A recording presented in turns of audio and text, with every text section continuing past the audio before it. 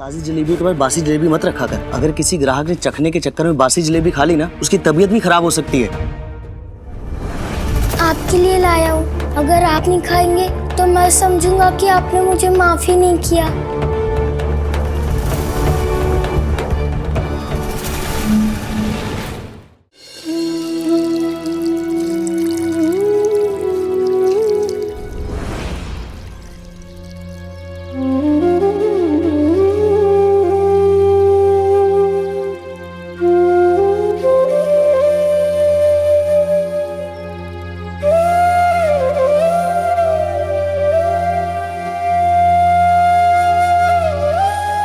क्या हुआ तुम सबको? तुम्हारे फूल जैसे चेहरे ऐसे मुरझाए क्यों हैं? साईं, आज पाठशाला जाते हुए हमें बहुत डर लग रहा है। अध्यापक जी के सामने कैसे जाएं हम लोग? क्यों डर लग रहा है? क्योंकि कल हम उनसे पूछे बिना पाठशाला छोड़कर चले गए थे। अब पता नहीं वो हमें देखेंगे तो क्या करेंगे। और वो कल बहुत गुस्से में भी थे। हाँ साईं। अभी पाठशाला शुरू होने में थोड़ा समय है। तब तक मैं तुम सबको एक कहानी सुनाता हूँ। आओ मेरे साथ।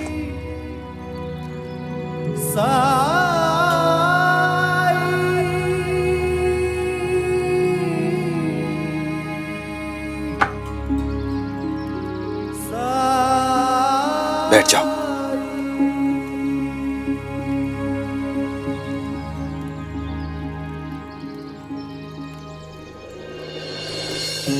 तो हुआ कुछ ऐसा, कुरुक्षेत्र के युद्ध के बाद भगवान श्री कृष्ण द्वारिका में रहने के लिए गए। एक दिन द्वारिकाधीश दुखी होकर जंगल में गए।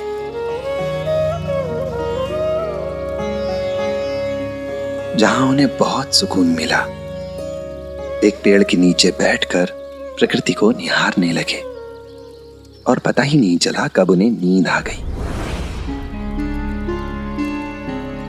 दुर्भाग्यवश उसी समय जरा नाम का एक शिकारी उस जंगल में शिकार की तलाश कर रहा था। तभी उसने तालाब से किसी के पानी पीने की आवाज सुनी और हिरन समझकर विष भरे बाण चला दिए। पर बाण के लगते ही उसे एक इंसान की दर्द भरी आवाज सुनाई दी। वो दौड़ के उस तरफ गया जिधर उसने बाण चलाए थे और देखा कि जिसे वो हिरन समझ रहा था वो हिरन नहीं, भगवान श्री कृष्ण के पैर का तलवा था।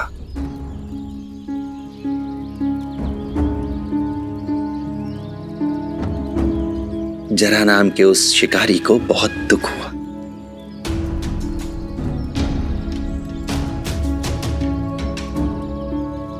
वो भगवान कृष्ण से अनेक प्रकार से क्षमा मांगने लगा। उसे अपने करने पर बहुत पछतावा था।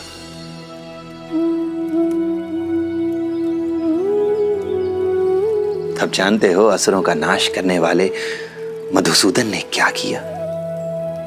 लीलाधर समझ चुके थे कि उनकी जीवन यात्रा का अंतिम समय आ चुका है।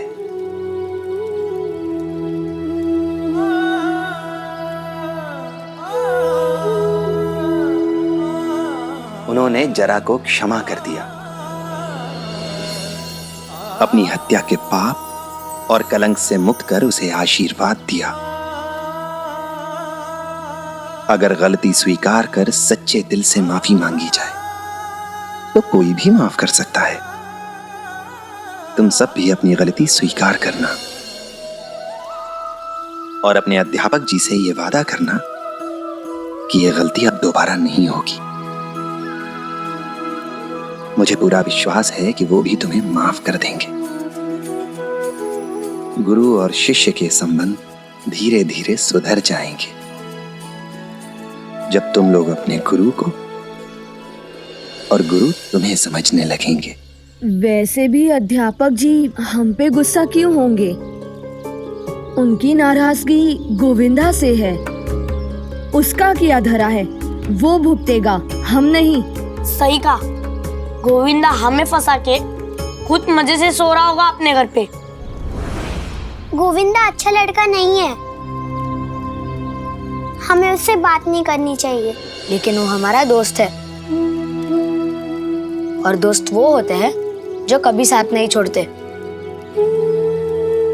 बल्कि दोस्त की बुराई को छुड़ाते हैं। तो सही कह रहा है। गोविंदा की किसी एक गलती के लिए उससे रूखा व्यवहार करना, उसका साथ छोड़ देना, ये तो अच्छी बात नहीं है। याद करो, सूखे के समय में उसने कुएं तक पानी लाकर हम सबकी मदद की थी। हाँ साईं, गोविंदा बुरा लड़का नहीं है। जानते, पिछले महीने उसने मुझे अपने गुल्लक के सारे पैसे दे दिए ताकि मैं बहेलिए से पक्षी खरीदकर उन्हें आजाद कर दूं। लेकिन पता नहीं आजकल वो ऐसा क्यों कर रहा है। सच तो ये है कि गलतियां हमें बुरा इंसान नहीं बनाती हैं। किसी इंसान की गलती से उसके चरित्र का आकलन करना, उसके व्यक्तित्व का आकलन करना, उसके बारे में अनुमान लगाना, ये सही बात नहीं है। व्यक्ति के बजाय हमें उन परिस्थितियों पर ध्यान देना चाहिए जिनकी वजह से वो गलती हुई है।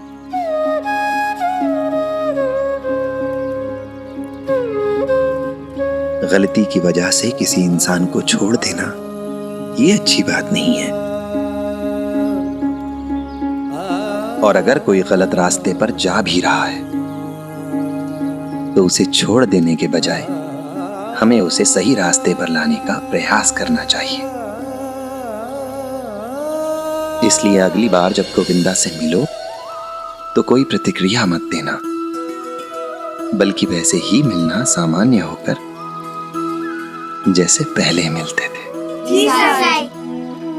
अब जाओ, पाठशाला का समय हो गया है।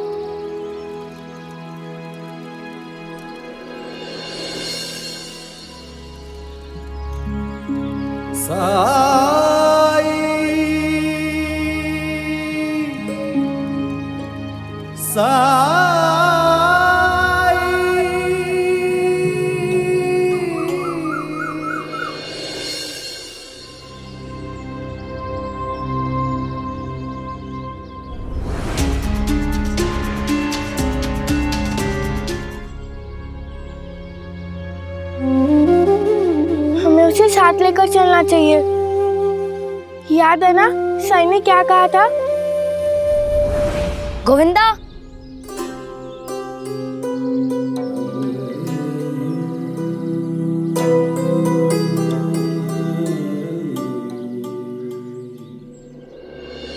क्या हुआ? तुम हमारे साथ क्यों नहीं आ रहे हो? मुझे लगा कि तुम लोग मुझ पर गुस्सा हो। कल मेरे कारण तुम लोग को मार पड़ी ना। अच्छा तो तुमने नहीं किया गोविंदा, लेकिन इसका मतलब ये नहीं है कि हम लोग तुमसे दोस्ती तोड़ दें। गोविंदा, वास्तव में गलतियां हमें बुरा इंसान नहीं बनाती है। किसी की गलती से किसी के व्यक्तित्व का, चरित्र का आकलन करना और अनुमान लगाना सही नहीं है। बल्कि बुद्धिमानी इसमें है कि हमें उन परिस्थितियों का भी आकलन करना चाहिए कि किस वजह से उससे गलती हुई। कुछ अनजाने में होती है और कुछ जानबूझकर। अगर कोई गलत रास्ते पर जा रहा हो तो हमें उसे छोड़ने की बजाय उसे सही राह पर लाना चाहिए। क्या क्या क्या? ओ, समझ गया। तुम लोग को साईं ने बताया ना ये सब? हाँ हाँ चलो, लेकिन हमें तो इस बात की परेशानी हो रही है कि अध्यापक जी का गुस्सा कैसे शांत करें।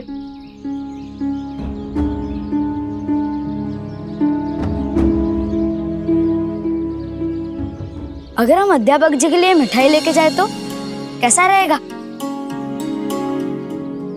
बाबा कहते हैं कि लोगों के घर हम इसलिए मिठाई लेके जाते हैं क्योंकि ऐसा करने से रिश्तों में मिठास आती है। कोई जरूरत नहीं अध्यापक जी को मिठाई देने की। गोविंदा, वो हमारे गुरु है और गुरु भगवान समान होता है।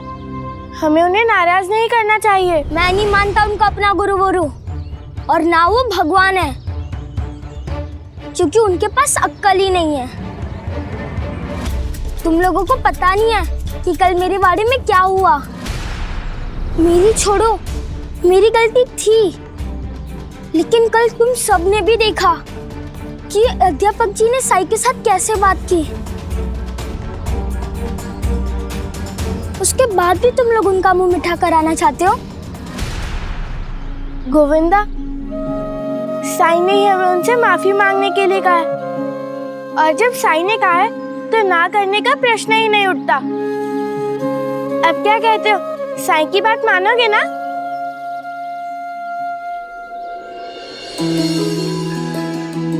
तो चलो।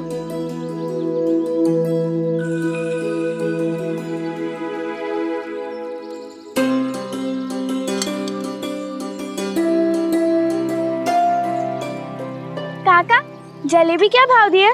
15 पैसे का आधा सेर। बाप रे, ये तो बहुत महंगी है। क्या इतने पैसे हम सबके पास है? काका, हम थोड़ी देर में आते हैं। ठीक।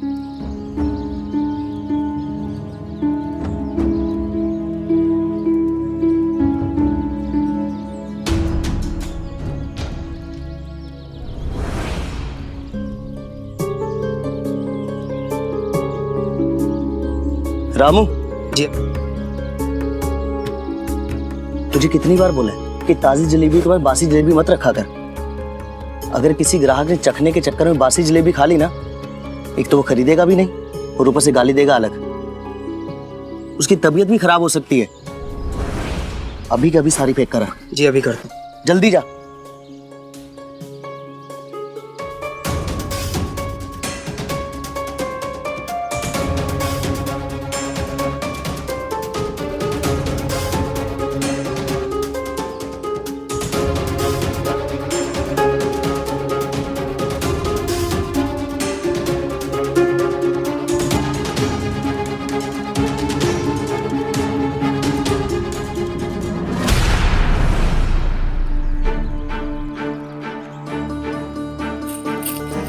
पहले तो मेरे साई पर चीखा, फिर मेरी शिकायत कर दी, जिस कारण मेरी इतनी पिटाई हुई।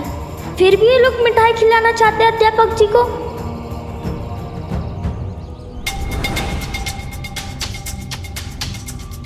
उन्हें मिठाई तो मैं खिलाऊंगा।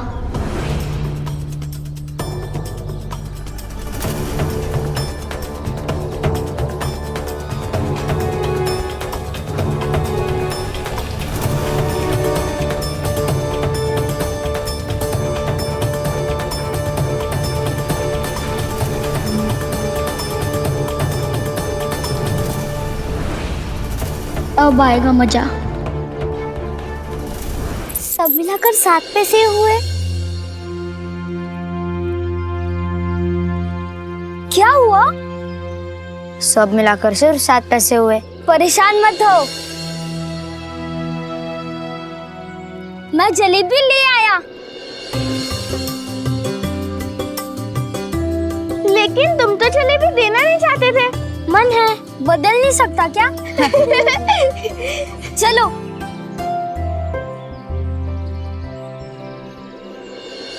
खेती, कारीगरी, व्यापार, नौकरी, पांचवा क्या?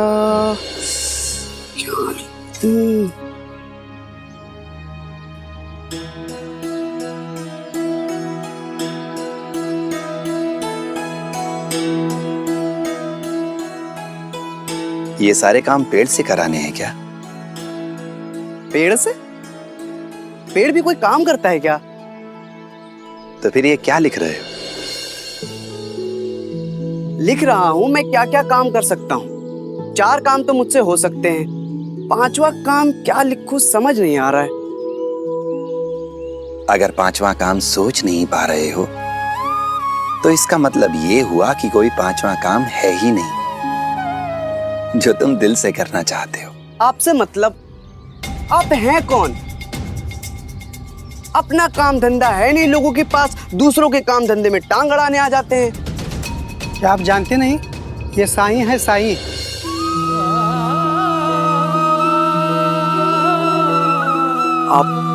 आप साई हैं? मुझे क्षमा कर दीजिए, मैं आपको पहचान नहीं पाया। आपके बारे में बहुत सुना है, आप सबकी मदद करते हैं, मेरी भी मदद कर दीजिए। मदद तो वो करता है, वो ऊपर वाला मैं तो सिर्फ जरिया हूं, उसका हुक्म, उसकी रजा, बाकी कुछ भी नहीं। तो बस समझ लीजिए उसका हुक्म, उसकी रजा कि आपसे भेंट हो गई।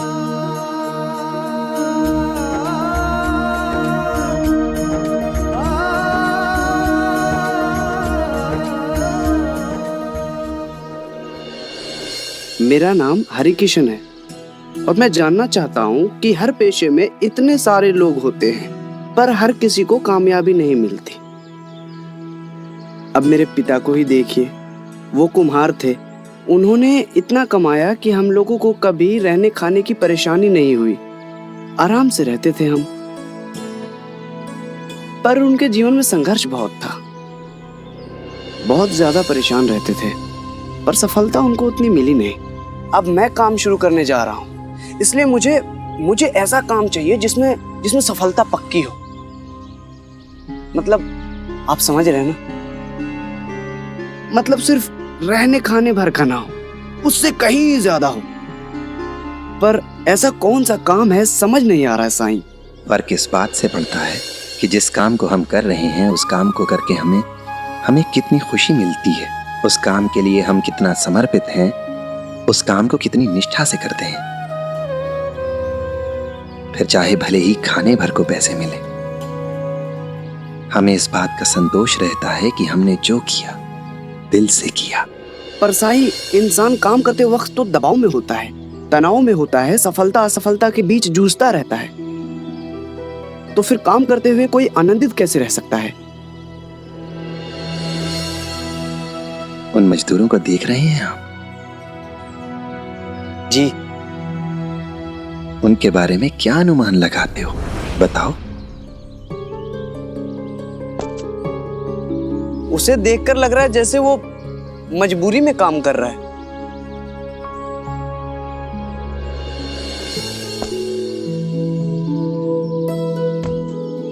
उस दूसरे को देखकर लग रहा है वो मेहनती है।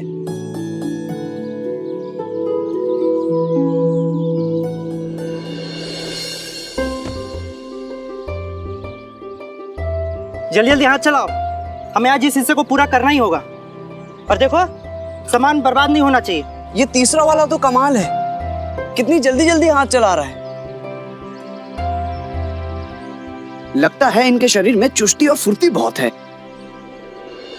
अब जाओ और उनसे एक एक करके उनके काम के बारे में पूछो। क्यों पूछना साईं, सब मजदूरी ही तो कर रहे हैं। वो मैं भी जानता हूं, पर कई बार देखने में और महसूस करने में एक बारीक सा अंतर होता है।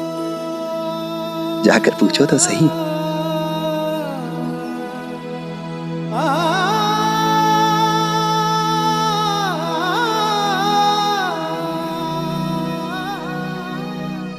जाओ। ठीक है साईं।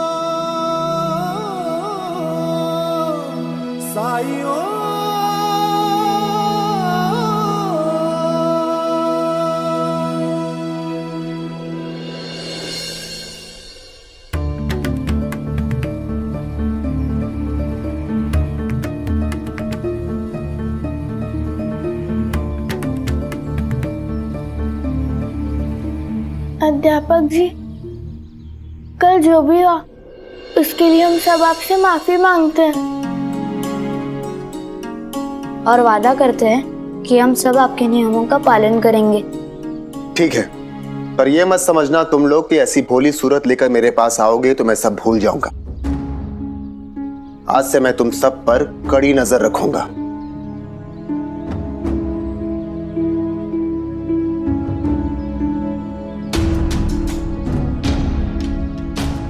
अध्यापक जी, गोविंदा आपके लिए जलेबी लाया है।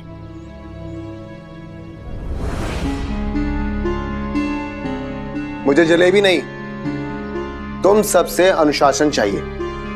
जाओ, जाकर शांति से अपनी अपनी जगह बैठ जाओ। अध्यापक जी,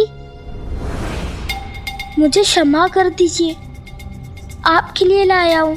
अगर आप नहीं खाएंगे तो मैं समझूंगा कि आपने मुझे माफी नहीं किया। हाँ अध्यापक जी, थोड़ा तो खा लीजिए। गोविंदा का मन रखने के लिए। वही लेकर आया है हम सबकी तरफ से। हाँ क्या जी खा लीजिए ना थोड़ा सा।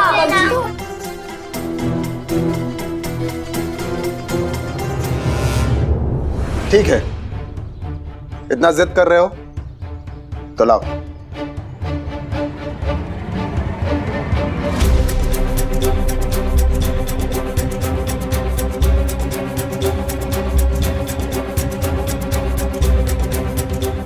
धन्यवाद अध्यापक जी।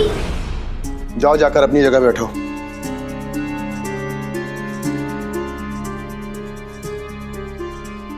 तो बच्चों, आज मैं तुम लोगों को संस्कृत विषय पढ़ाऊंगा। अपनी अपनी तख्तियां बाहर निकालो।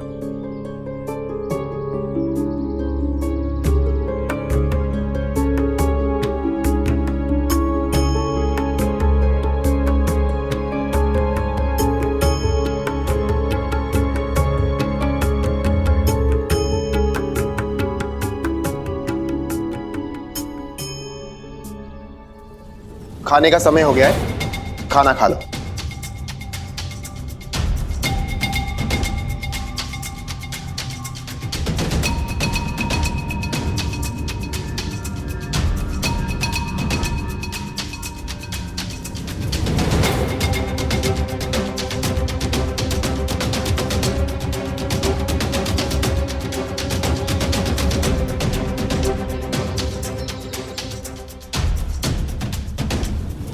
बहुत जल्दी ही बासी जलेबी खाने के कारण इनकी तबीयत खराब होने वाली है। भाऊ, क्या कर रहे हो यहाँ? दिखता नहीं, पेट भरने के लिए रोजी रोटी कमा रहा हूँ।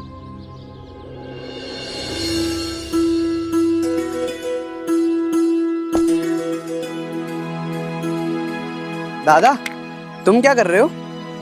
मैं ईंट की दीवार बना रहा हूँ।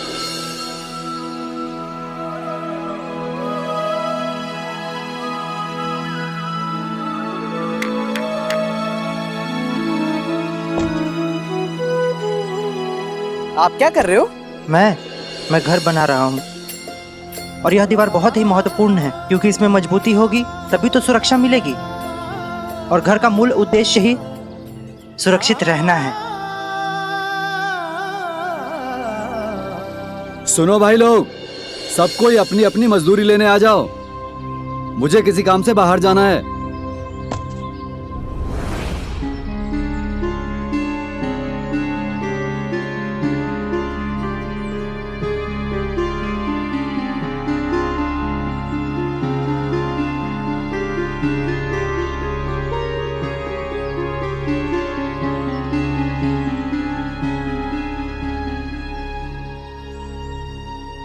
बताओ, क्या जवाब मिला? साई, तीनों के जवाब अलग थे, लेकिन वो तीसरा अपने काम को लेकर समर्पित था। लेकिन ऐसे समर्पण का क्या लाभ है? तो वो भी मजदूर ही ना। जितने पैसे उसे मिलेंगे उतने दूसरों को भी। भले ही काम से प्यार है उसे, लेकिन वो सफलता के झंडे नहीं गाड़ लेगा। समय से बड़ा उत्तर देने वाला कोई नहीं होता।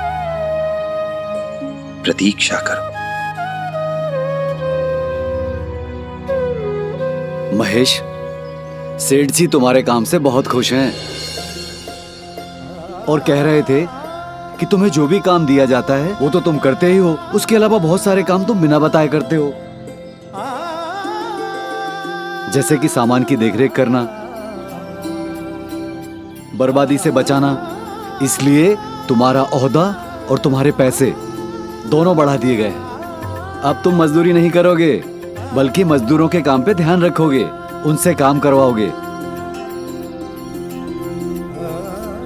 सफल होने की राह देखी तुमने? सच तो ये है कि सफलता किसी खास काम को करके नहीं मिलती, बल्कि काम को खास बना देने से मिलती है।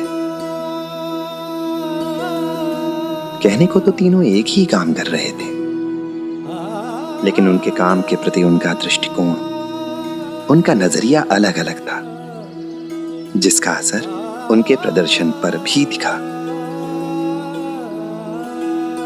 तरक्की केवल तीसरे मजदूर को ही मिली। जबकि उसे तो पता भी नहीं था कि कोई उसके काम को देख रहा है, उसकी मेहनत, उसकी ईमानदारी को सराह रहा है। उसे तो बस केवल अपने काम से प्यार था। काम करने से आनंद मिलता था, संतुष्टि मिलती थी। ऐसे इंसान को सफलता की तलाश नहीं करनी पड़ती, सफलता खुद उसकी तलाश करती हुई उस तक पहुंचती है। इसलिए तुम पहले अपने घर जाओ और ये सोचो कि कौन सा काम तुम पूरे जोश, पूरे उत्साह के साथ कर सकते हो, और उसके बाद वही काम पूरी निष्ठा, पूरी ईमानदारी से करो। अपने मन को सही जगह पर, सही काम में लगाओ। जो भी काम करो ये सोचकर करो कि तुम उस काम के लिए ही बने हो और वो काम तुम्हारे लिए।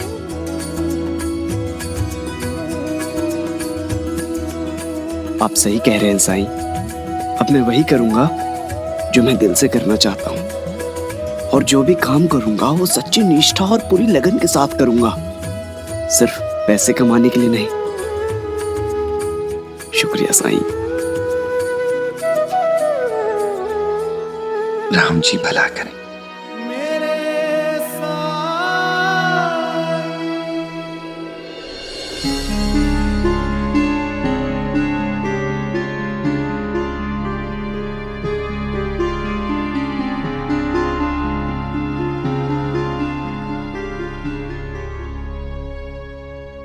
आज की पढ़ाई समाप्त हुई।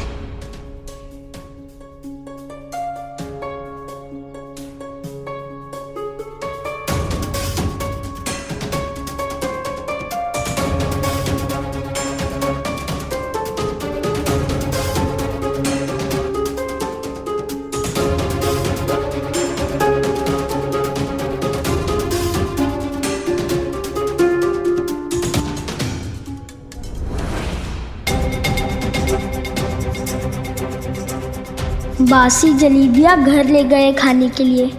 अब तो कल की छुट्टी पक्की।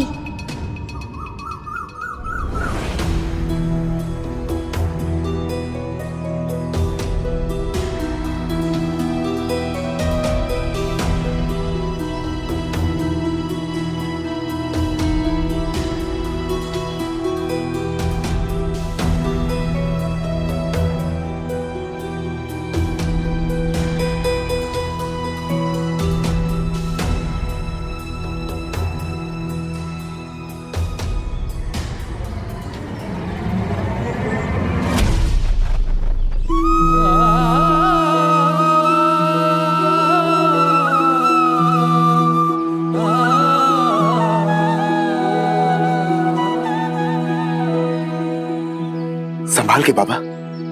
शुक्रिया बेटा। शुक्रिया साईं।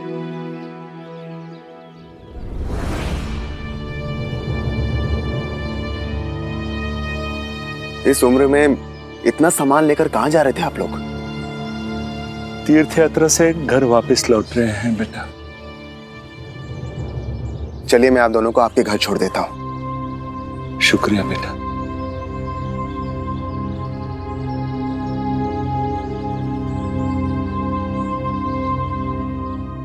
मैं कुछ मदद करूं? नहीं, मैं खुद कर लूंगा। शुक्रिया।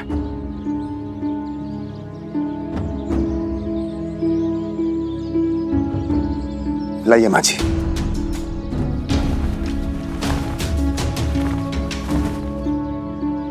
लाइए बाबा।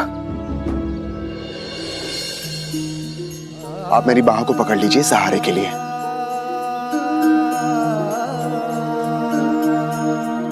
चलिए माँ जी।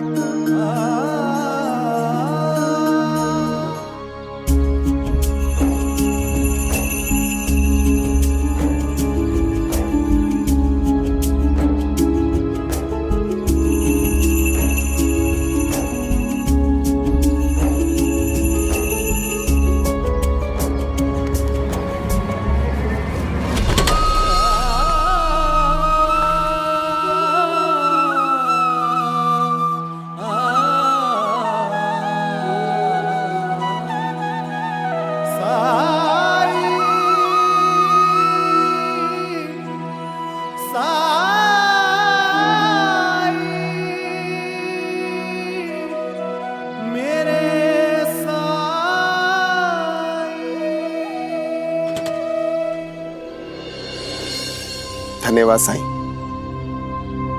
ये आपका दूसरा एहसान है मुझ पर।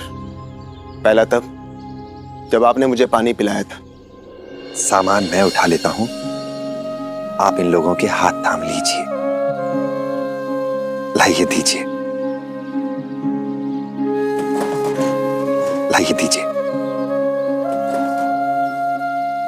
भाई, माँ जी, आपका घर कहाँ पे है? आगे से दाहिनी ओर। सिर्फ दिखावा, अपने मुंह मियां मिट्ठू। चलिए बाबा, आइए माँ जी।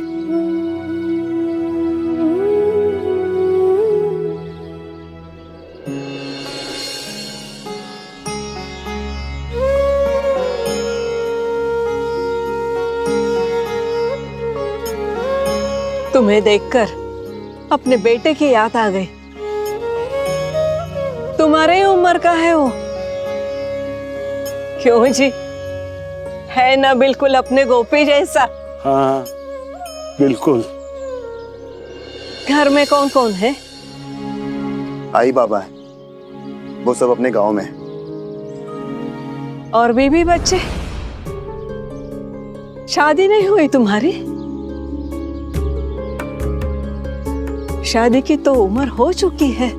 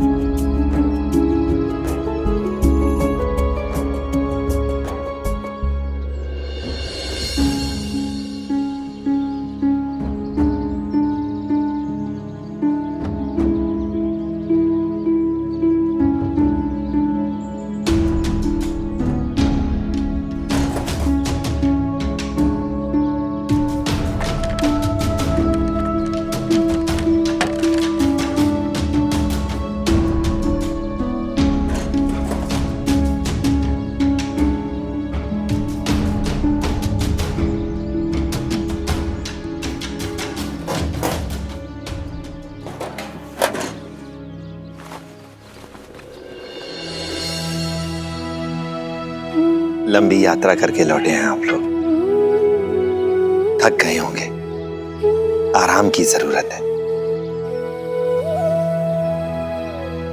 क्या कोई है जो घर के कामकाज कर दे? बेटा और बहू है, लेकिन दोनों आज रात को लौटेंगे। एक बार बहू मायके से वापस आ जाएगी, उसके बाद हम अच्छे से आराम कर पाएंगे। सच है साईं, घर में बच्चे रहते हैं तो मन लगा रहता है, वरना अकेले जीवन काटना बहुत मुश्किल है।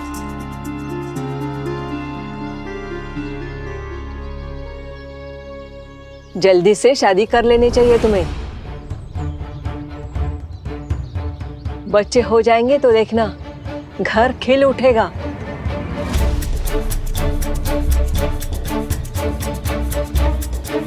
क्यों?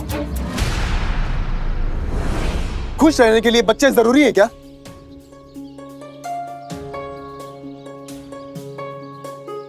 परिवार जरूरी है क्या? इंसान अकेला भी तो खुश रह सकता है।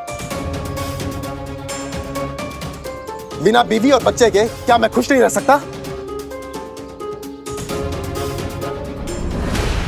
बेटा, मैंने तो सिर्फ सलाह दी थी, तुम तो गुस्सा हो गए। मेरे निजी मामले में सलाह देने का अधिकार किसने दे दिया आपको? मुझे क्या करना है और क्या नहीं करना है, इससे आपको क्या मतलब? शांत शांत हो जाइए श्रीकांत। इनका इरादा आपका दिल दुखाने का नहीं था, और इन्होंने जो इच्छा व्यक्त की है, ऐसी ही इच्छा आपकी मां की भी तो रही होगी, है ना? कहा ना, मेरे निजी जीवन से दूर रहिए आप,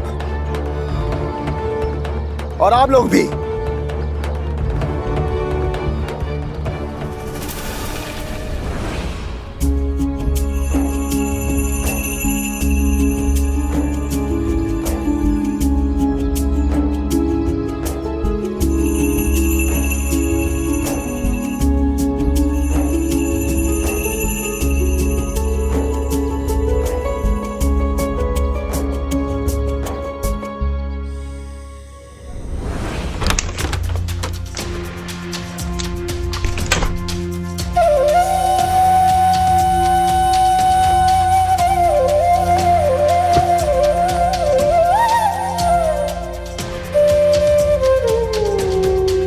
घर में बच्चे रहते हैं तो मन लगा रहता है, वरना अकेले जीवन काटना बहुत मुश्किल है।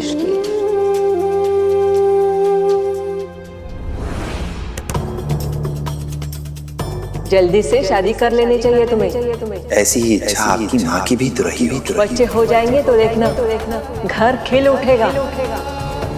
ऐसी ही इच्छा आपकी माँ की भी तो रही। जल्दी से शादी कर लेनी चाहिए तुम्हें। बच्चे हो जाएंगे तो देखना घर खिल उठेगा। जल्दी से शादी कर लेनी चाहिए तुम्हें। ऐसी ही इच्छा आपकी माँ की भी तो रही।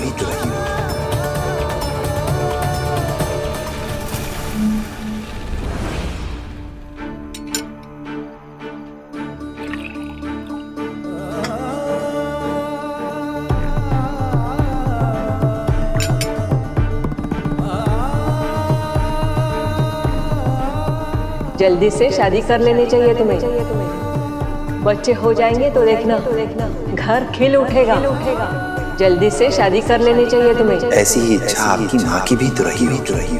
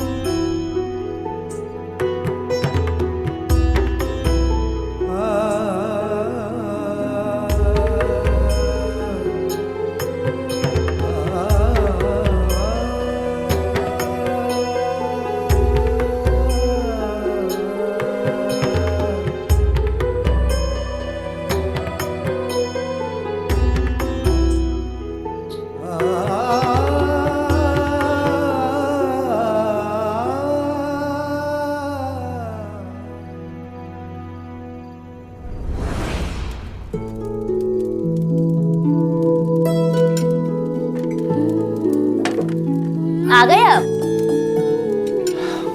ये देखिए, मैंने आपके लिए जलेबियां बनाई है। कितनी बार कहा है खाने से पहले हाथ धो लिया कीजिए। जाइए। तुम्हारे हाथ की बनाई हुई जलेबी हो तो कौन बेवकूफ हाथ धोने में समय बर्बाद करेगा? ऐसी बात है तो मैं अपने हाथों से खिला देती हूँ।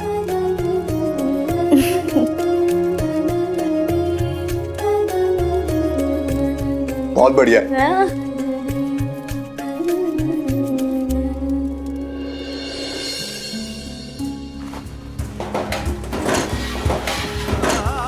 झूठ झूठ है ये सब कि समय के साथ दर्द कम हो जाता है, जख्म भर जाता है। मैं अब और नहीं सह पा रहा हूं। मैं क्या करूं राधा, मैं क्या करूं?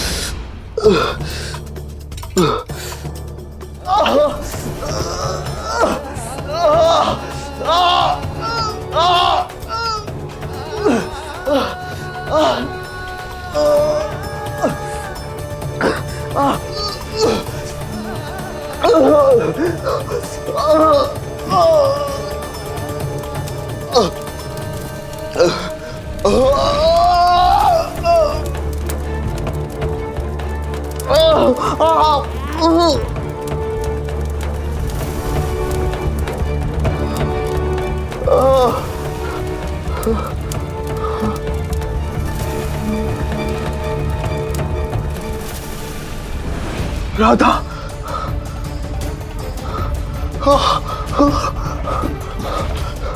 राधा,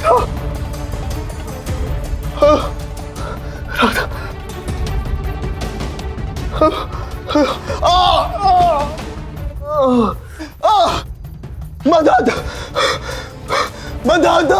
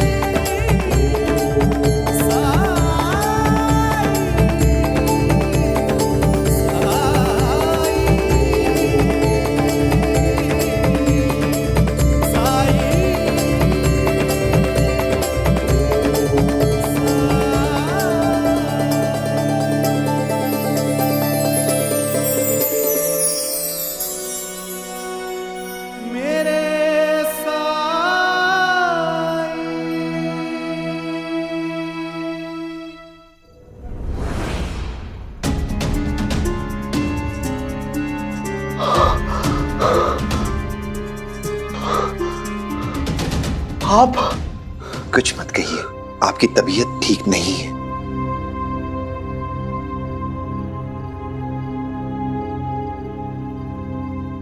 क्या पेट में बहुत दर्द है? जब सब कुछ पता है तो पूछ क्यों रहे? पूछ लेना हमेशा बेहतर रहता है।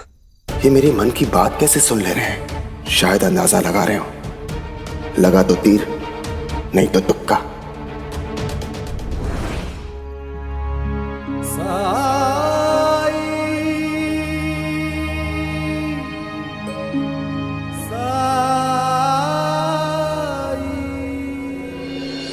खा लीजिए। मूंगफली? जब पेट खराब हो तो कोई मूंगफली के दाने खाता है क्या? ये तो वात को और बढ़ा देगा। मेरी तबीयत और बिगड़ जाएगी। कभी कभी शरीर के जहर को बाहर निकालने के लिए जहर की कुछ घूंट पीनी भी पड़ती है। जहर ही जहर को काटता है। खा लीजिए।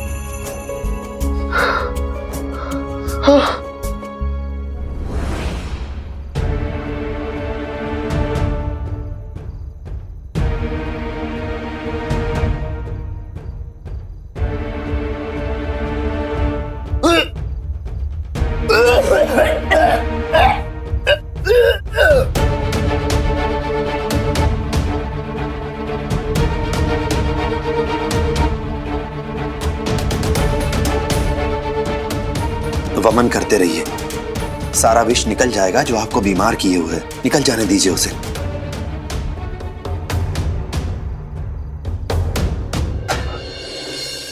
लीजिए, कुल्ला कीजिए।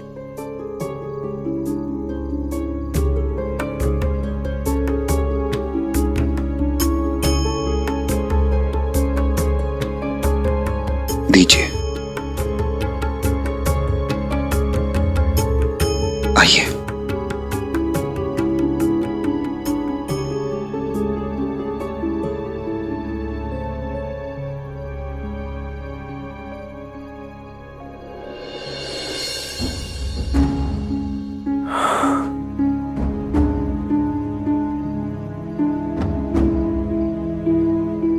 पानी पीजिए।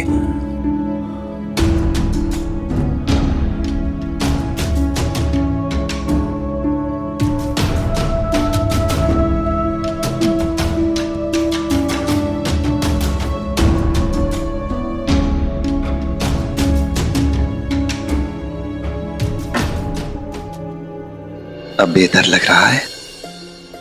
मैं अब भी यकीन नहीं कर पा रहा हूं कि इलाज के लिए आपने मुझे मूंगफली खिलाई। आपके शरीर में न पचने वाला पदार्थ था और उसे शरीर से बाहर निकालने का बस यही एकमात्र तरीका था। मुझे पता नहीं ये मेरे साथ कैसे हुआ। गलती से अगर मैं कुछ बासी खा लेता हूं तो मेरी तबीयत बिगड़ जाती है, लेकिन आज मैंने ऐसा क्या खाया?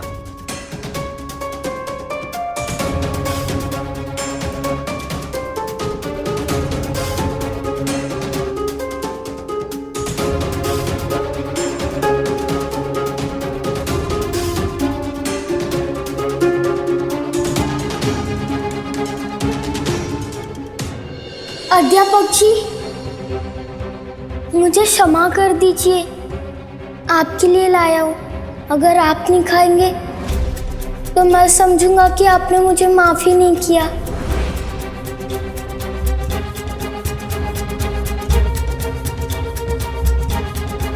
क्या हुआ? होना क्या है? मुझे पता चल गया है कि गोविंदा ने मेरे साथ शैतानी की। आपके लाडले गोविंदा ने, वही गोविंदा जिसे मैंने दंड दिया था और उसकी सजा खत्म होने से पहले आप उसे बचाने के लिए आ गए थे। वही गोविंदा जिसने मेरे झोले में मेढक डाला था और आज जानबूझकर उसने मुझे बासी जलेबियां खाने को दी। उसी की योजना थी ये, और मैं मूर्ख बनता चला गया उस बच्चे से। समझ नहीं पाया कि अचानक से उसने मुझसे माफी कैसे मांग ली, ऊपर से जलेबियां भी दी। अगर समय रहते सारा बासी खाना वमन करके मैंने बाहर ना निकाला होता तो ये मेरी जान ले सकता था। मैं मानता हूं गोविंदा ने गलत किया है, लेकिन बच्चा है वो, और बच्चे कोई भी शरारत करने से पहले उसके परिणाम का अनुमान नहीं लगा सकते, उसके परिणाम की समीक्षा नहीं कर सकते वो। इसीलिए मुझे बच्चे नापसंद है। बच्चे नहीं, राक्षस होते हैं वो। तभी मैं बच्चों के साथ सख्ती से पेश आता हूं। थोड़ी सी ढील दी नहीं कि नाजायज फायदा उठाएंगे, स्वार्थी कहेंगे। इसीलिए मुझे बच्चों से नफरत है, नफरत।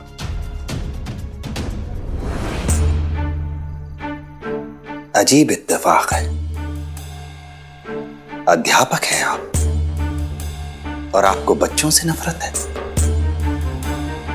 अगर बच्चों से नफरत थी तो फिर अध्यापक बने ही क्यों आप?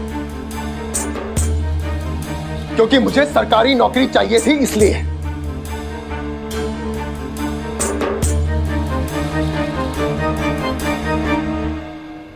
सच तो कुछ और ही है जिसे आप छुपा रहे हैं।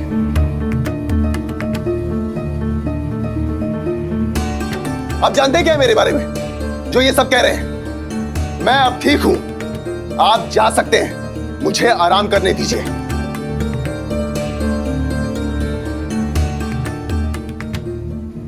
सच तो ये है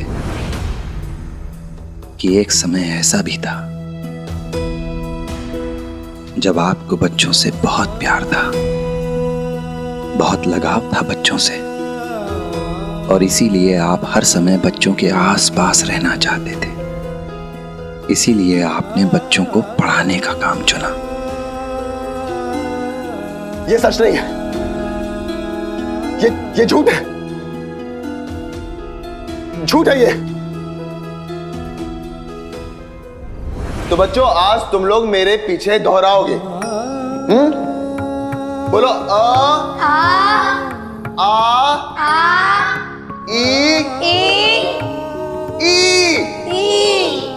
ऊ ए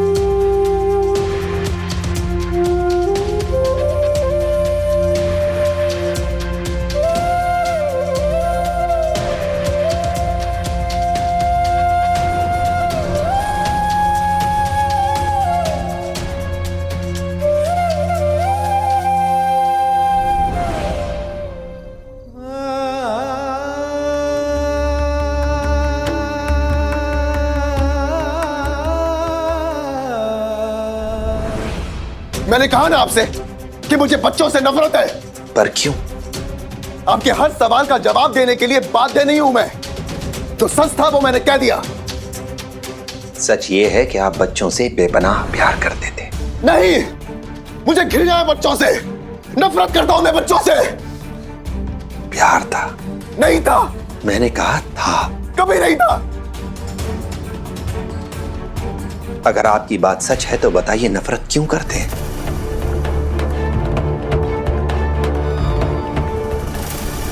क्योंकि वो मुझे मेरी गलती की याद दिलाते हैं। वो एक गलती जो मैंने बरसों पहले की थी, जिसके कारण मेरी पत्नी की मृत्यु हो गई थी, जो कि पेट से थी।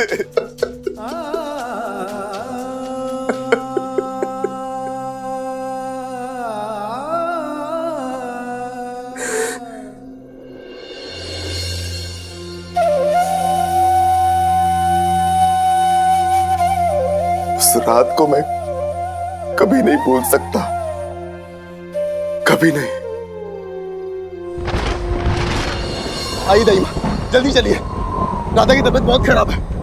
अरे पहले आना चाहिए था ना तुम्हें। मुझे पता है दाइमा, लेकिन मैं क्या करता, मेरे एक विद्यार्थी की तबीयत खराब थी, इसलिए मुझे आने में देर हो गई। चलो चलो आइए दाइमा, जल्दी आइए। राधा कमरे में है। पर अंदर इतनी खामोशी क्यों है?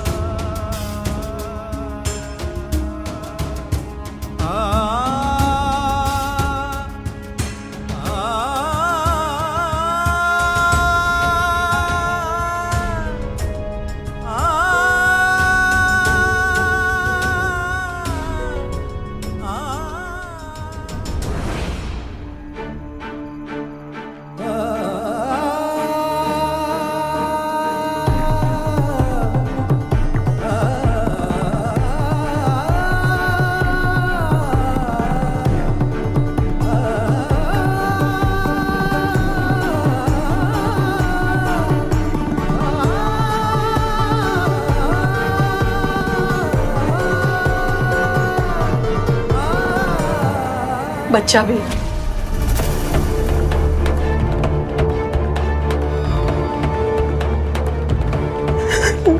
नहीं,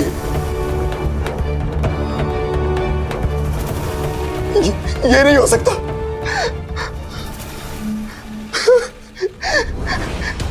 लेकिन ये कैसे हुआ?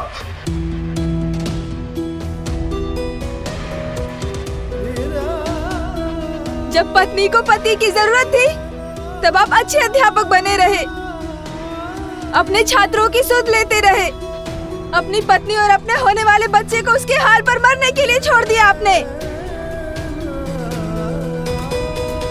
जब मर गए दोनों तब आने की फुर्सत मिली, अभी क्यों आए हो आप?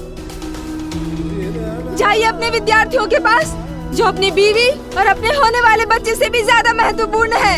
जाइए जाइए। नहीं नहीं नहीं।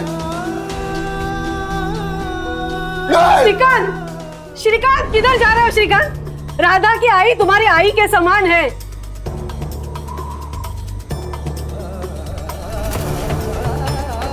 ऐसा समय सासू माँ की बात दिल से मत लगाओ, लौट आओ। क्रियाकर्म करना है तुम्हें, लौट आओ श्रीकांत।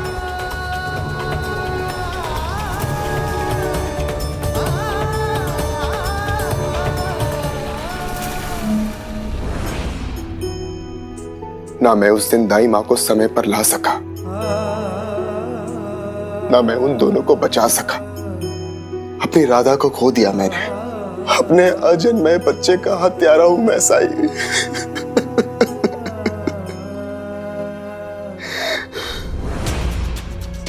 सब कुछ मेरी गलती की वजह से हुआ। मेरा वो छात्र जिसका परिवार गरीब और अशिक्षित था, अंधविश्वास में पड़कर अपने ही बच्चों को उन लोगों ने मरने के लिए छोड़ दिया था। मैं उस बच्चे की रक्षा करता रहा। उस बच्चे को बचाने में मैंने अपने बच्चे को खो दिया। अगर उस दिन मैं अध्यापक के कर्तव्य पर अड़ा ना होता तो आज मेरी पत्नी और बच्चा जीवित रहते।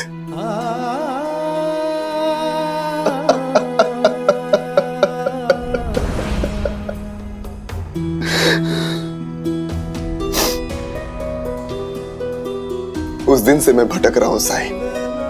मैं दोबारा अपने घर कभी नहीं गया, लेकिन मैं अपने परिवार को बचा नहीं सका। तो मैं कैसे उन्हें अपना मुंह दिखाऊं?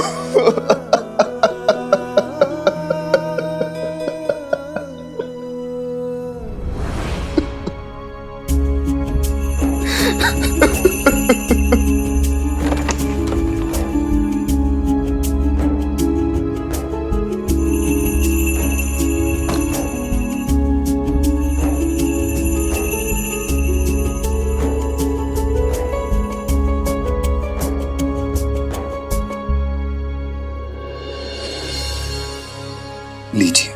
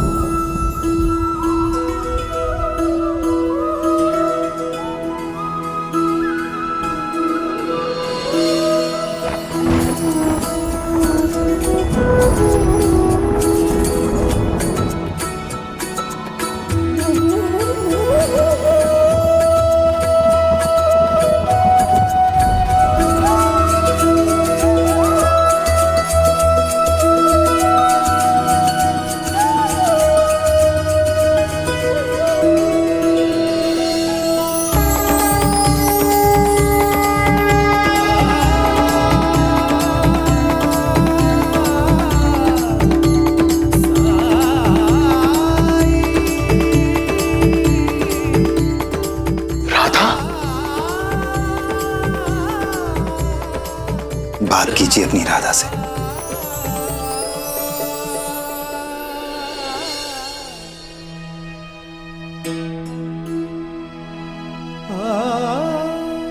राधा,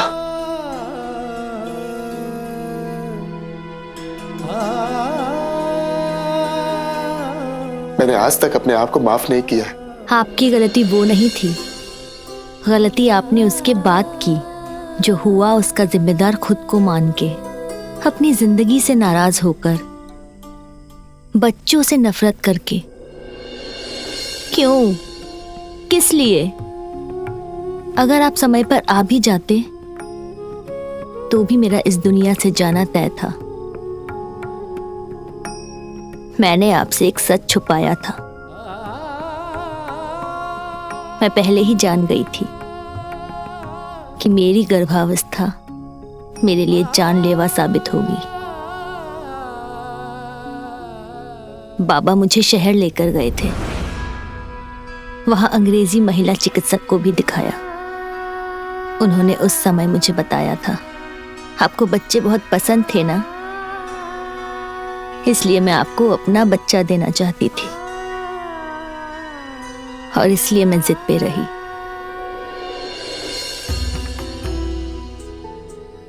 नहीं, तुम मुझसे कभी कुछ नहीं छिपाती थी। हो ही नहीं सकता कि तुम मुझसे इतनी बड़ी बात छुपाती। मैंने छुपाई क्योंकि बहुत देर हो चुकी थी, मेरी जान पर खतरा आ चुका था।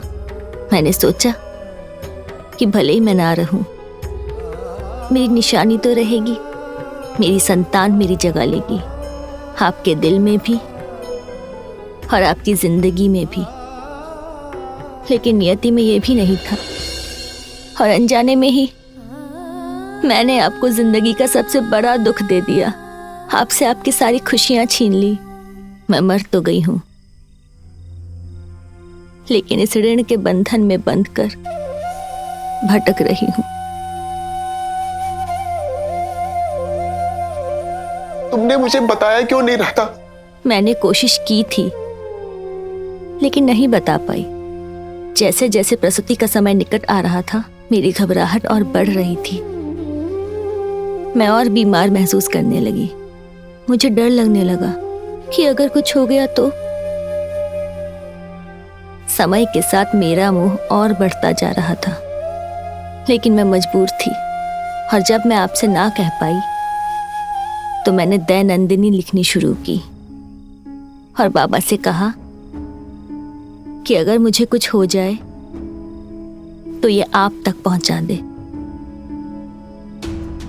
लेकिन उस रात के बाद आप लौटे ही नहीं। बाबा ने वो दैनंदिनी आप तक भिजवाई थी, लेकिन आपने उसे कहीं रख दिया, ना कभी खोला ना कभी पढ़ा।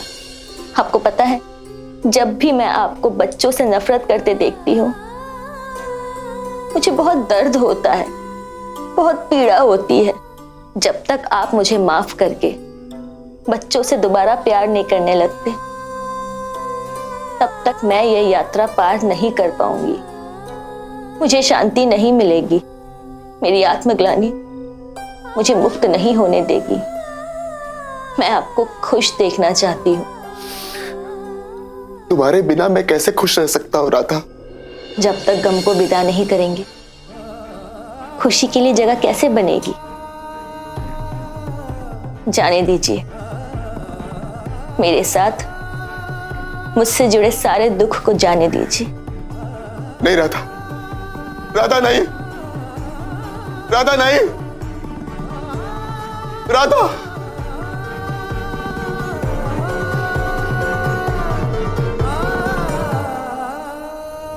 राधा, राधा, राधा, राधा।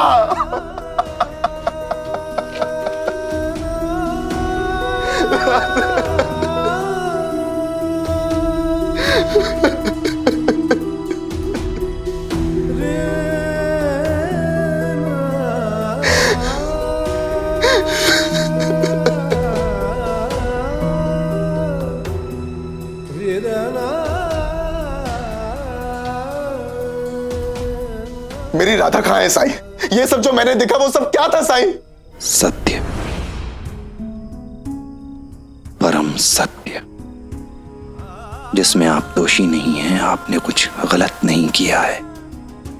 आप हमेशा से खुद को अपनी पत्नी और अपने अजन्मे बच्चे का हत्यारा मानते रहे हैं ना, जबकि यह सत्य नहीं है, केवल भ्रम है आपका। आप ही बताइए श्रीकांत जी, आप तो पढ़े लिखे हैं ना, शिक्षित हैं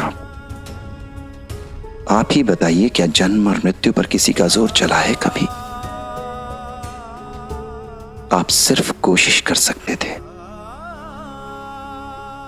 इससे ज्यादा कुछ नहीं। नहीं, आप मुझे भटका रहे हैं, आप मुझे भ्रमित कर रहे हैं।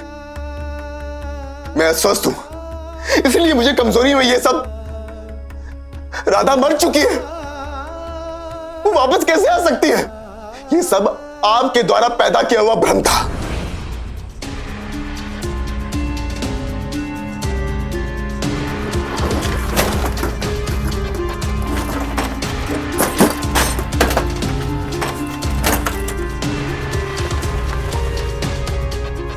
ये देखिए, राधा की हर चीज, हर सामान मेरे पास है, क्योंकि राधा अब जा चुकी है।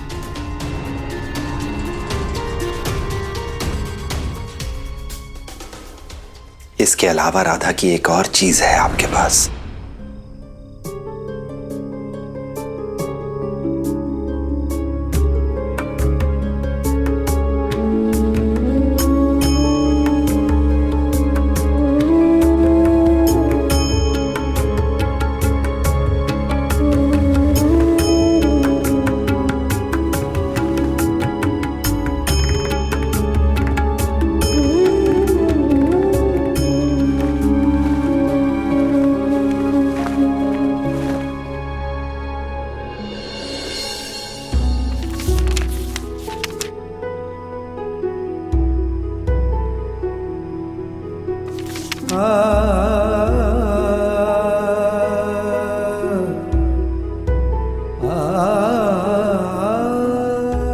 ये तो राधा की लिखावट है। मैंने इसे कभी खोलकर नहीं देखा, ये सोचकर कि मेरे ससुर जी ने लिखा होगा मुझे।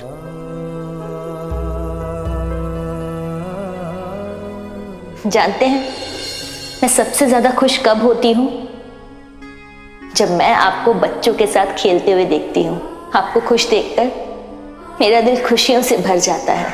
आपके लिए ये जानना बहुत जरूरी है कि ये मेरा फैसला था, क्योंकि मैं आपको एक बच्चा देना चाहती थी, हमारी निशानी। ये जानते हुए भी कि मेरी जान को खतरा है, इसलिए मैंने आपसे ये बात छुपाई। अगर मुझे कुछ हो जाता है तो इसका जिम्मेदार आप खुद को मत समझिएगा।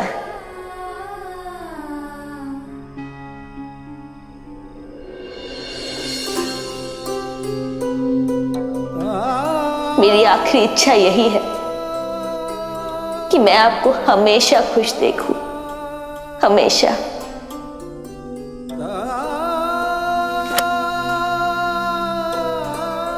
मैं अपने दुखों से नहीं निकल सका, उसकी आखिरी इच्छा को पूरा नहीं कर सका,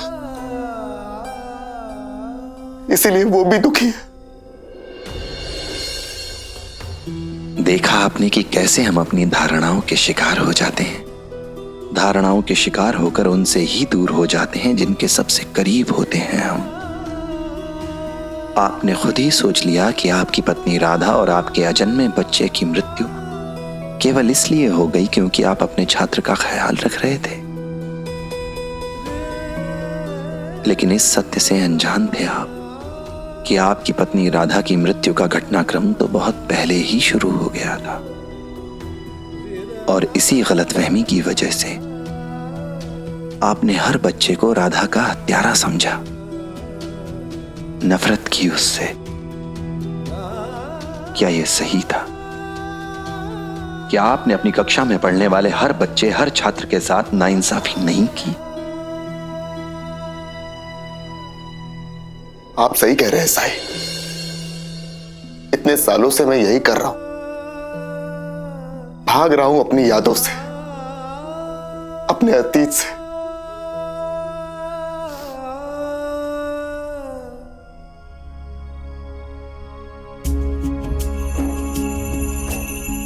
कब तक भटकते रहोगे श्रीकांत? अपने सच को स्वीकार करिए। स्वीकार करिए कि आप बच्चों से प्यार करते हैं। स्वीकार करिए कि आपको उन्हें पढ़ाना पसंद है। आप उनके साथ समय बिताना चाहते हैं, उन्हें अच्छा इंसान बनते देखना चाहते हैं। ठहरने का वक्त आ गया है श्रीकांत जी। अपने अतीत को विदा करके अपने वर्तमान को स्वीकार करने का, उसे संवारने का वक्त आ गया है।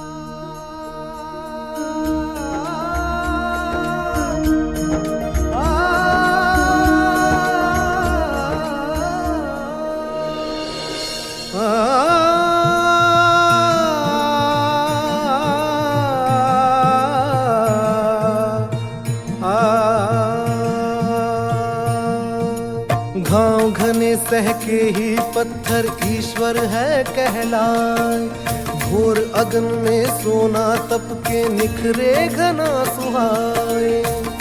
दुख की आंधी में मुस्का के जो तू हरि गुण गाए,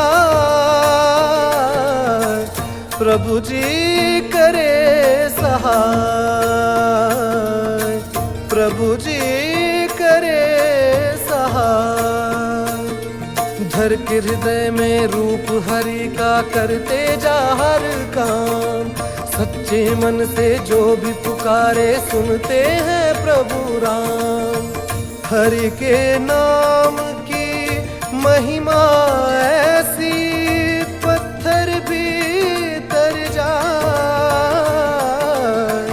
प्रभु जी करे प्रभु जी करे सहाय। ओम साई ओम साई ओम साई ओम साई ओम साई ओम हर सांस आज से, इस क्षण से तुम्हारी अंतिम इच्छा पूरा करने के लिए समर्पित होगी।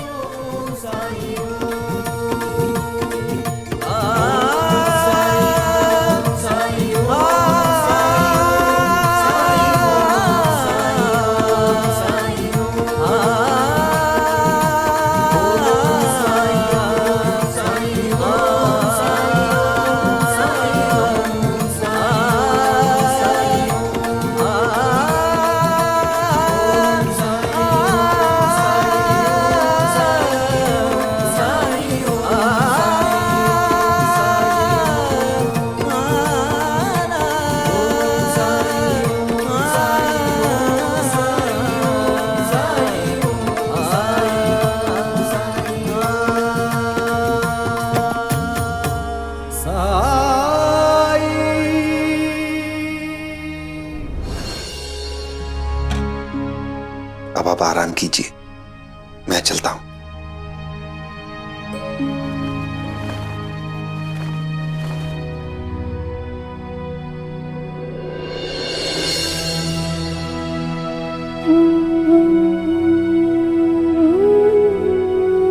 क्या हुआ?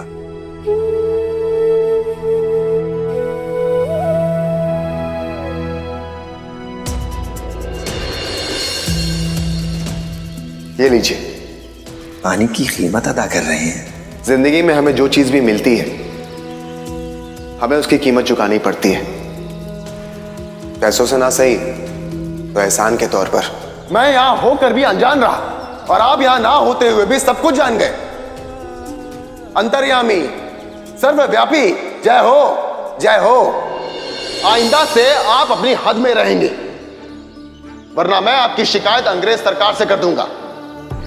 आखिर क्या चाहते हैं आप? कि आप ही की तरह बच्चे भीख मांगकर अपना जीवन यापन करें? भिखारियों की टोली खड़ी करना चाहते हैं आप?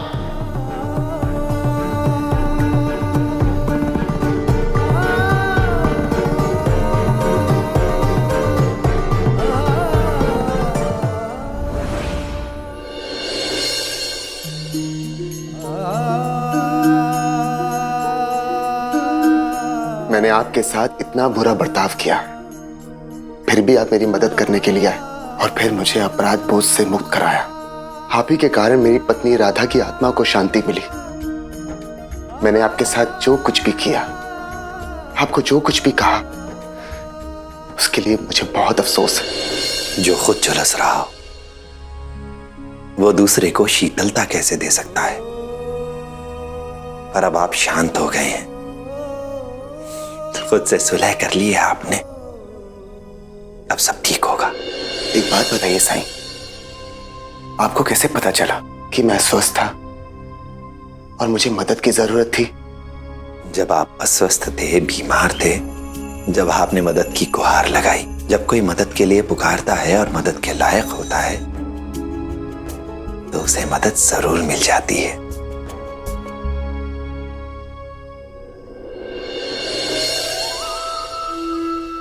आप मेरे जीवन में भगवान बनकर आए हैं साईं। आपका मुझ पर जो एहसान है वो मैं कभी नहीं चुका सकता। फिर भी अगर मैं आपके किसी काम आ सकूं तो मैं स्वयं को धन्य समझूंगा।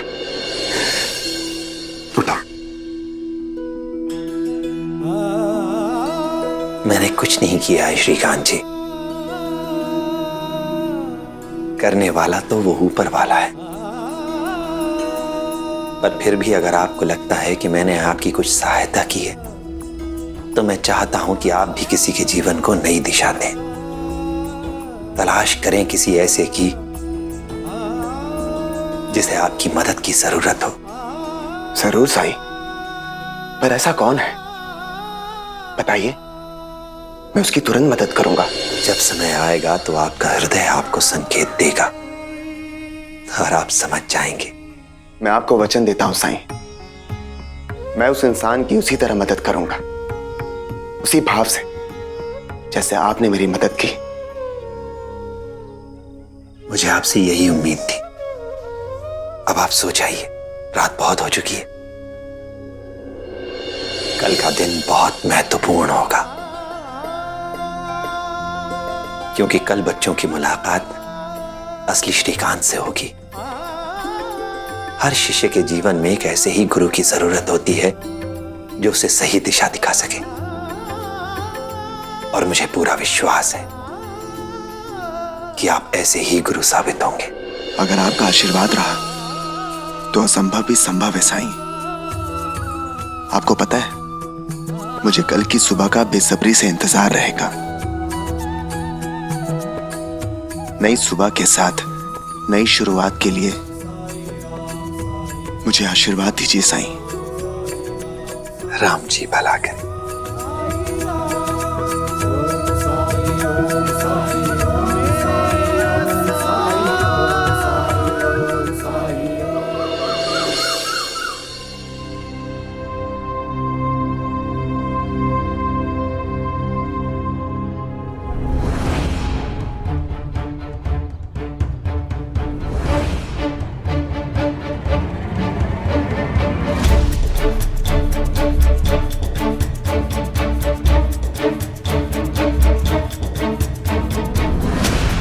अभी तक नहीं आए हैं, मतलब जलेबी काम कर गई।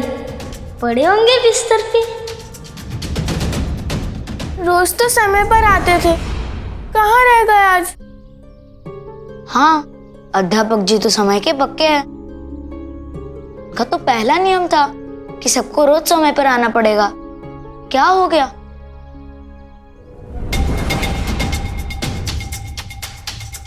चुगली करेंगे तो यही होगा।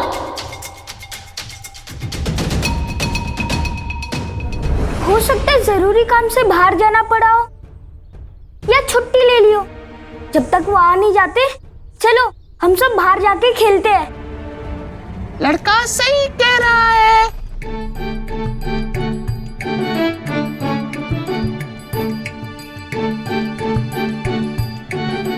अरे ये क्या भला है?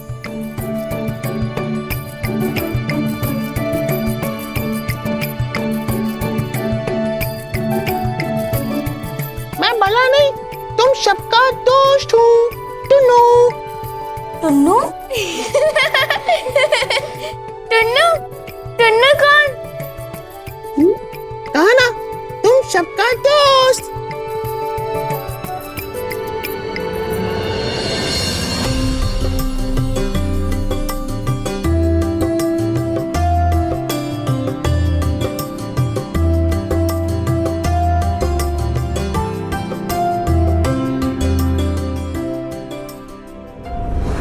धत, इन्हें तो कुछ नहीं हुआ।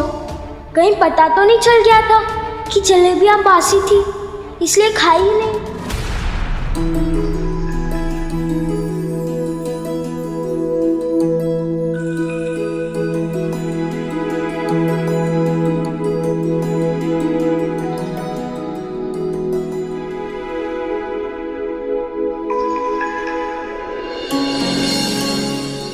कैसे हो बच्चों?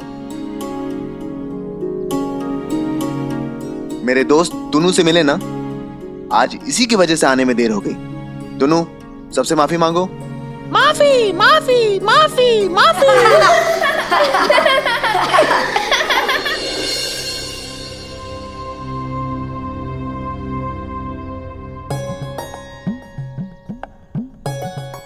बच्चों, तुम सब इतने डरे डरे क्यों? जब तेरे जैसा खड़ूस अध्यापक आएगा तो बच्चे डरेंगे ही ना।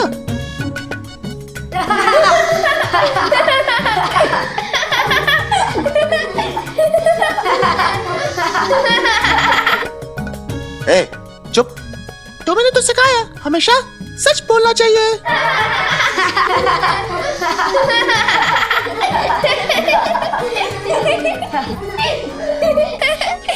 क्या बच्चे को हो गया क्या? एक रात में कैसे बदल गए, मुझे भी समझ में नहीं आ रहा है।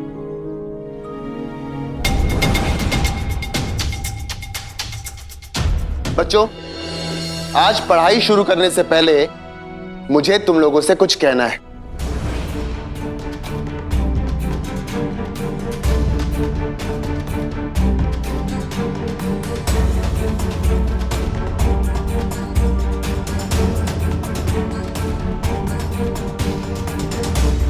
गोविंदा, यहां आओ।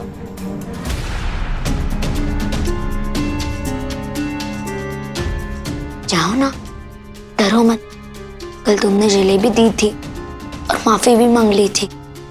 मैं कह रहा हूं ना, कुछ नहीं करेंगे, जाओ।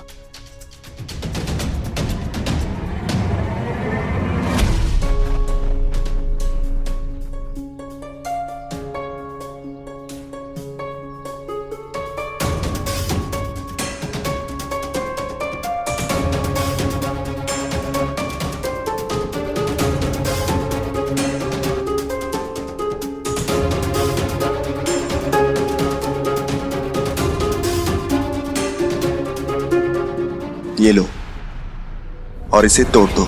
इन्हें क्या हो गया है? आज से इसकी जरूरत कभी नहीं पड़ेगी।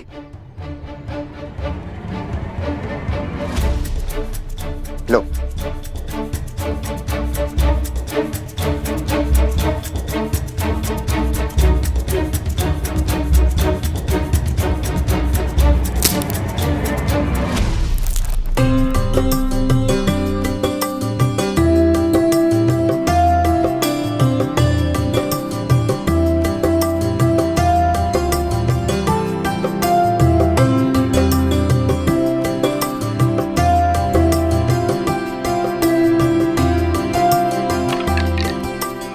जाओ वहां जाके बैठ जाओ।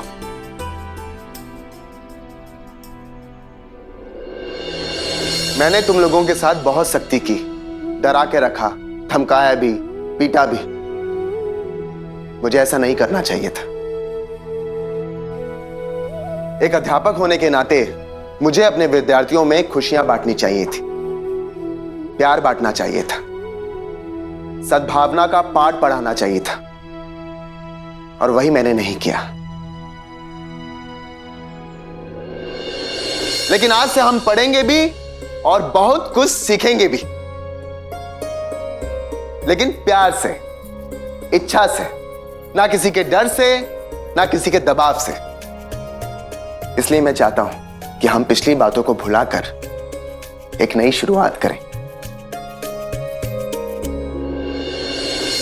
तो बोलो बच्चों, क्या यह संभव है? क्या तुम लोग मुझे क्षमा करके मुझे दोबारा एक नया मौका नहीं दोगे?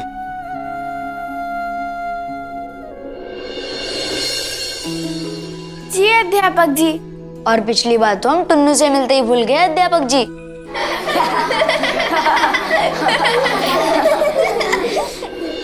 बच्चों, आज तक हमने केवल पढ़ाई की है।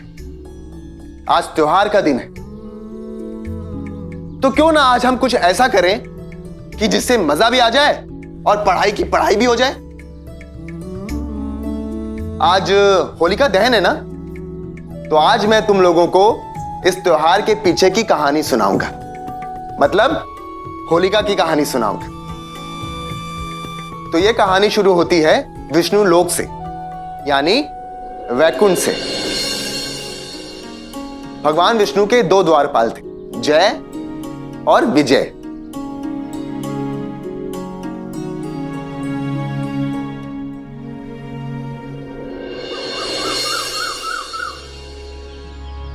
राम जी भला करें।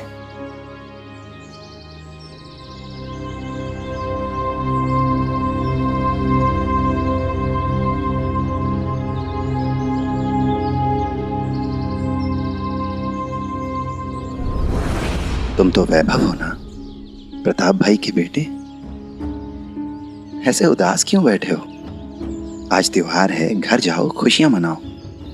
खुशियां ही तो नहीं है मेरे नसीब में।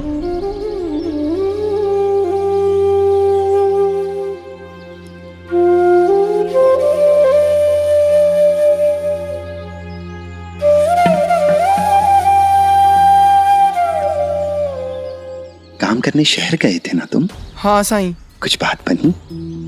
2-3 साल से शहर में रहकर बड़े बड़े अफसरों के घर के चक्कर लगा रहा था, खुशामतें कर रहा था कि कहीं कोई मेरी सिफारिश कर दे और मुझे सरकारी नौकरी मिल जाए। नौकरी मिली भी तो चपरासी की।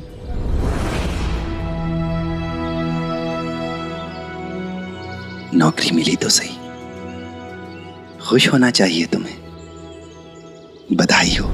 नौकरी मेरी योग्यता के हिसाब से तो मिलनी चाहिए थी ना। आप जानते हैं ना, मैं पढ़ा लिखा हूँ। कम से कम ऐसी नौकरी मिलती जहाँ मेरे पास मेरी मेज कुर्सी होती, लिखाई पढ़ाई का काम करता मैं।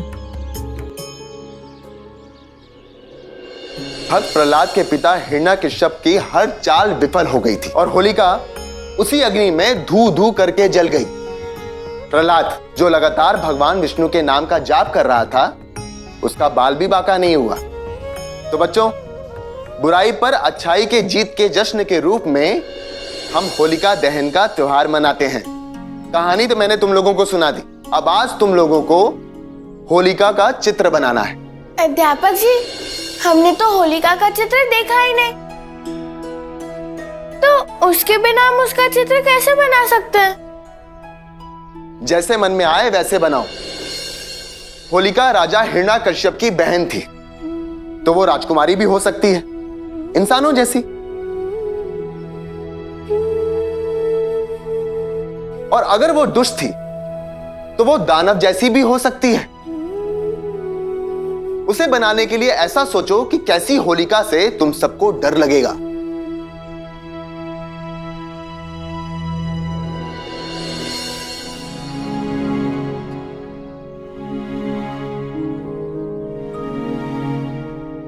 चित्रकारी करने के लिए मैं शहर से तुम सब के लिए रंग तस्तरी और कलम लेकर आया हूं।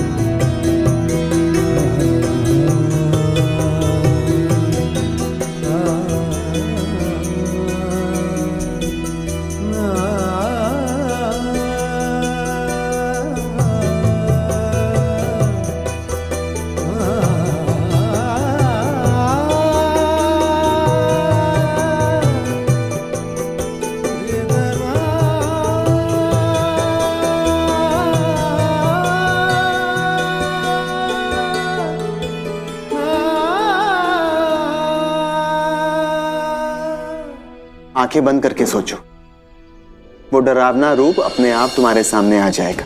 हो सकता है कि तुमने किसी बुरे इंसान को देखा हो। इंसान ही क्यों, वो जानवर भी हो सकता है जिसने तुम्हें डराया हो। प्रेरणा किसी से भी ले सकती हो।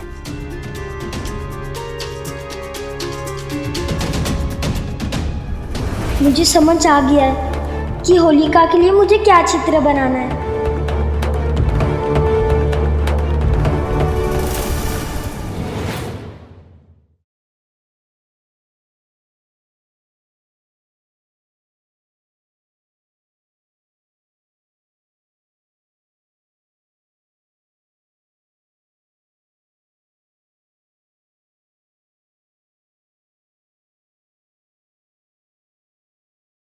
मन तो करता है कि एक एक का सर पकड़ के टकला कर दूं। चुप! मेरे घर में घुसकर मेरी आई का सर मुंडाने की हिम्मत कैसे हुई तुम्हारी? सब इस त्योहार को बना सकते, तो फिर मेरी आई क्यों आई? होलिका जलाने से बुराई मिटती है ना? क्या मेरी इतनी बुरी है कि होलिका भी उनकी बुराई नहीं मिटा सकती?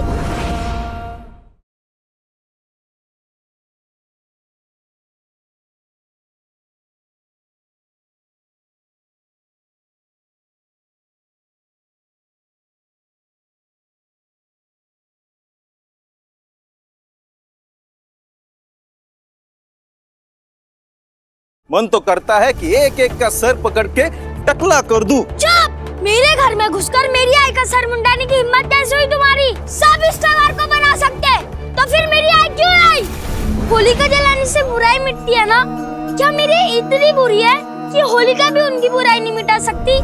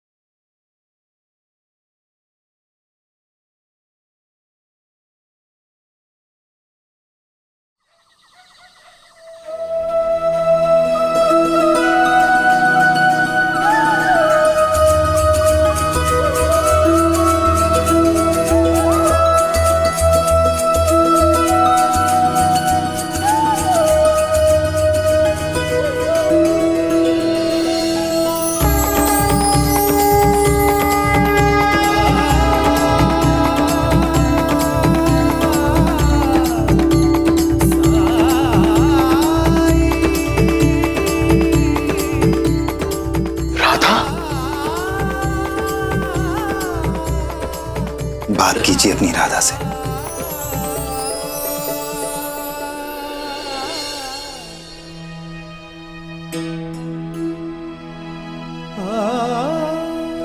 राधा,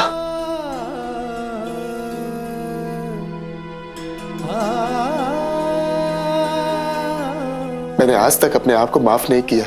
आपकी गलती वो नहीं थी, गलती आपने उसके बाद की। जो हुआ उसका जिम्मेदार खुद को मान के, अपनी जिंदगी से नाराज होकर, बच्चों से नफरत करके। क्यों? किस लिए? अगर आप समय पर आ भी जाते तो भी मेरा इस दुनिया से जाना तय था। मैंने आपसे एक सच छुपाया था। मैं पहले ही जान गई थी कि मेरी गर्भावस्था मेरे लिए जानलेवा साबित होगी।